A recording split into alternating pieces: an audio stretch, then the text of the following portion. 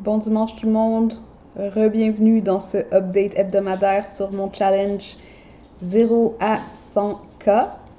Euh, ça a été une bonne semaine sur le moral, disons. Pas nécessairement parce que j'ai fait beaucoup de gains, mais j'ai lancé une nouvelle forme de produit, puis je vous en ai parlé la semaine passée, puis c'est les petits coachings de groupe que je vends dans Vivre ses ambitions au féminin dans mon groupe Facebook.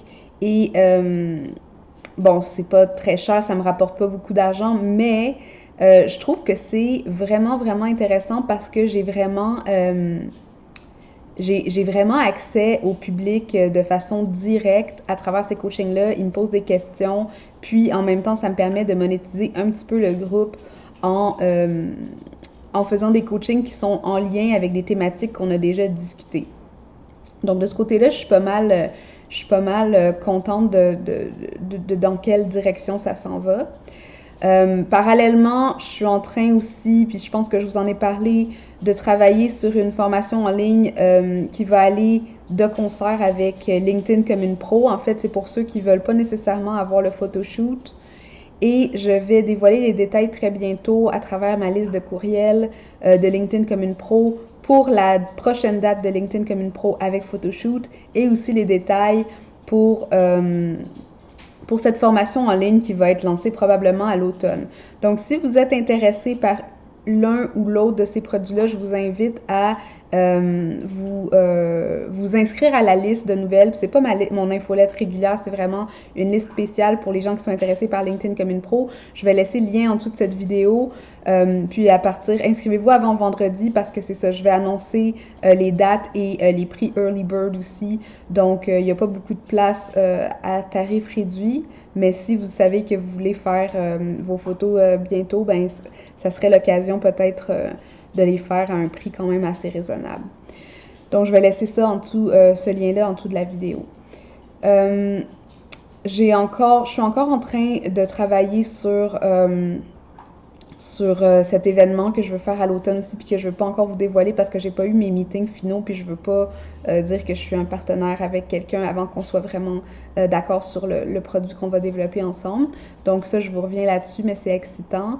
Et parallèlement, en préparant tout ça, ben je me dis, il va falloir que je fasse attention aussi à ma gestion du temps parce que je devrais pas, je dois faire vraiment attention de ne pas me mettre trop sur les épaules. Puis moi, l'automne pour moi, c'est une période de grande inspiration où est-ce que je fais beaucoup de travail, mais aussi c'est une période très très occupée dans mon 9 à 5. Et donc, je dois faire attention à ce que je me mets sur les épaules à ce moment-là, même si je trouve que pendant l'été, on est full inspiré, on a full d'idées. Puis là, ben, il faut vraiment s'assurer de garder son énergie, puis de la gérer convenablement. Euh, il y a d'autres petites victoires que je trouve sur le blog, par exemple. Mon blog commence vraiment à augmenter sa visibilité. Et il y a eu un bel article qui a été publié sur moi récemment dans baronmag.com. Donc, il y a des petites choses comme ça. J'ai fait une conférence aussi, je participais à un panel avec les filles de professionnels et sur la marque personnelle et j'ai vraiment beaucoup apprécié mon expérience. J'aime vraiment ça parler devant des groupes. J'aime partager mes connaissances. Puis, si vous êtes abonné à mon infolettre euh, mensuelle, eh bien, vous avez vu que justement, on dirait que là, je veux que le développement d'Aime ta marque s'en va dans cette direction-là. Partage de connaissances, vraiment comme l'enseignement, les formations, puis peut-être un peu moins de produits qui seraient déjà tout faits. Genre, je pense que j'aime le contact humain et j'aime pouvoir échanger devant une classe. Donc, ça va être vers là que je vais commencer à regarder aussi quelles sont mes opportunités de proposer des cours par-ci, par-là, dans des institutions peut-être, soit pour le SAGE ou d'autres, peut-être même d'éducation continue dans certaines universités, parce que je pense que le personal branding, c'est quelque chose qu'on ne discute pas nécessairement, mais qui vaut la peine d'être partagé, puis de donner des outils aux gens pour vraiment développer leur marque personnelle. Euh, Aussi, si vous recevez mon infolettre, vous avez eu ma petite réflexion sur comment se trouver, ben, pas comment se trouver, mais c'est mon chien qui fait du bruit de même, je sais pas si vous allez l'entendre. C'est plus sur les facettes de nous qu'on laisse de côté parfois. Et pour moi, ben, ça a été la lecture, l'écriture, puis même la littérature jusqu'à un certain point. Puis là, on dirait que vu que j'ai dû apprendre un moment de pause, le fait de devoir revenir, parce que pour moi, ça a toujours été quelque chose de plaisant, lire ou étudier ou des choses comme ça. Puis revenir à ces sources-là m'a comme un peu permis de réfléchir sous d'autres angles à mes problématiques actuelles du côté Mtamarc. Donc voilà, je réfléchis à ça.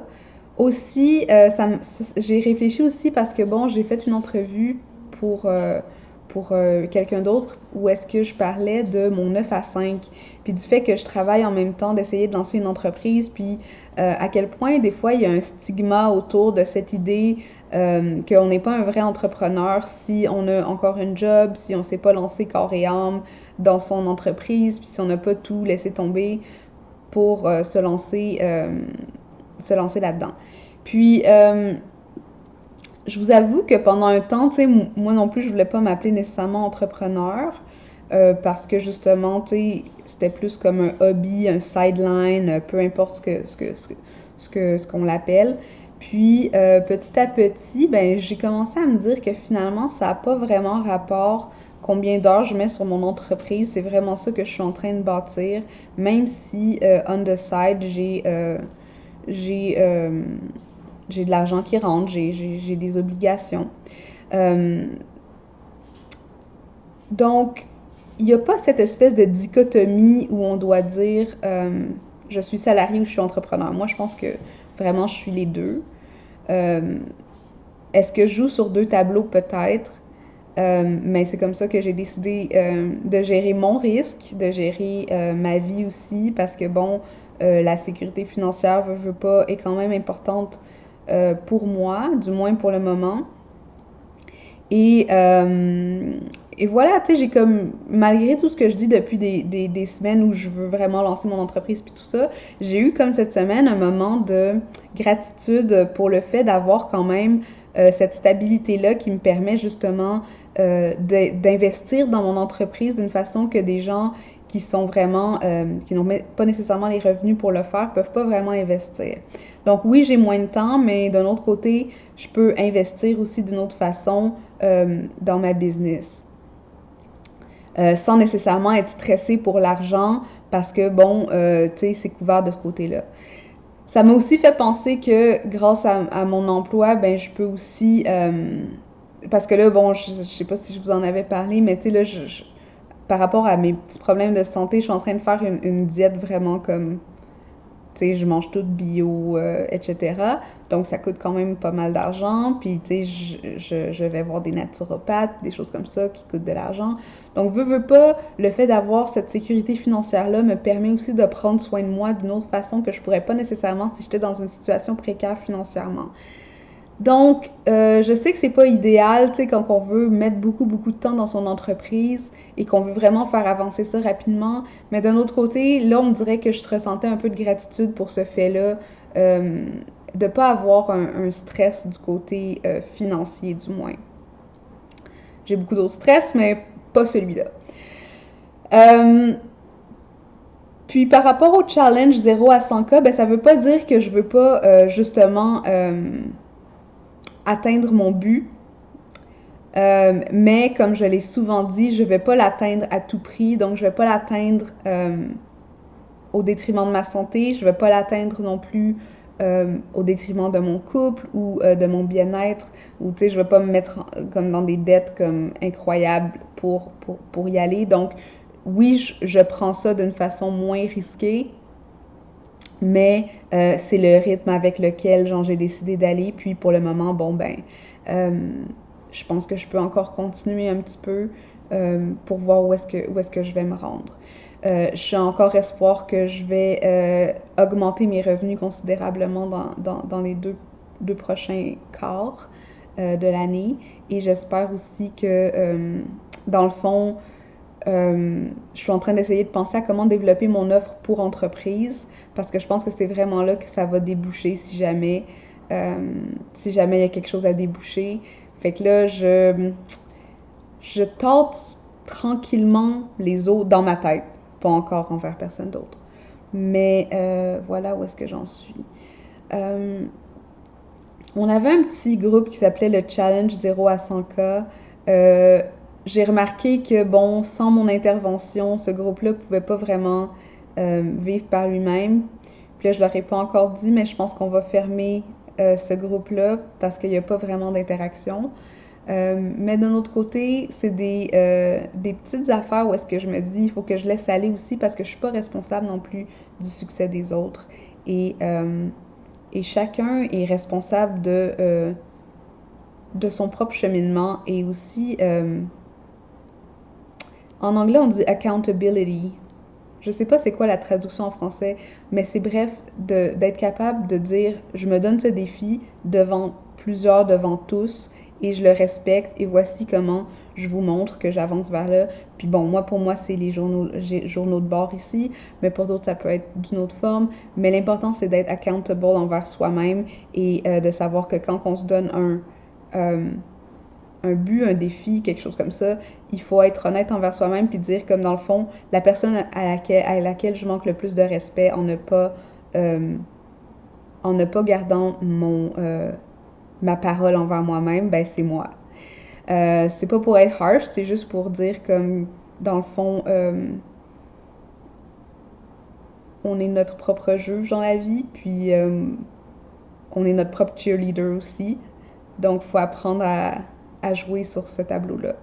Bon, j'ai pas d'autres grandes insights à vous partager, donc ça va être tout pour aujourd'hui. Puis, ben, regardez, dans le groupe, il n'y aura pas de thématique cette semaine, mais il y a le coaching de groupe sur les automations MailChimp, soit comment faire des séquences d'accueil et utiliser les fonctions d'automation sur MailChimp. Donc ça, c'est mercredi. Vous avez encore le temps de vous inscrire si vous n'êtes pas inscrite. Sinon, il va y avoir une rediffusion, mais qui va être, au lieu d'être 10 si vous faites le direct, ça va être 20 en rediffusion. Et la liste LinkedIn comme une pro, si ça vous intéresse, ou si la formation en ligne LinkedIn comme une pro vous intéresse, inscrivez-vous à la liste pour avoir les détails. Je vais laisser ça en dessous du vidéo ici. Donc sur ça, je vous souhaite une super belle semaine. Je ne sais pas si vous allez être en vacances cette semaine et pour les prochaines semaines, mais sinon, si oui, bonnes vacances. Sinon, ben, on se reparle dimanche prochain. Bye!